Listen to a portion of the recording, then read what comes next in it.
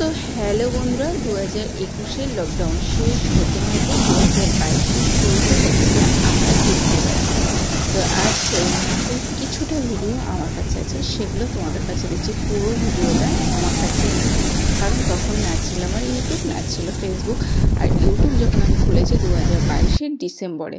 তো যাই হোক, বেড়াতে গিয়ে কিন্তু ভালোই লেগেছে, মানে দারুণ আনন্দ করেছি। আর এটা কিন্তু এসে গেছি উড়িষ্যার তালসারিতে। তো তালসারিতে খুব সুন্দর, আর বালির উপরে, মানে লাল বালির উপরে হচ্ছে লাল কাঁকড়া, মানে বালির উপরে যখন লাল কাঁকড়া বেরোচ্ছে তখন ভীষণ মজা করেছি।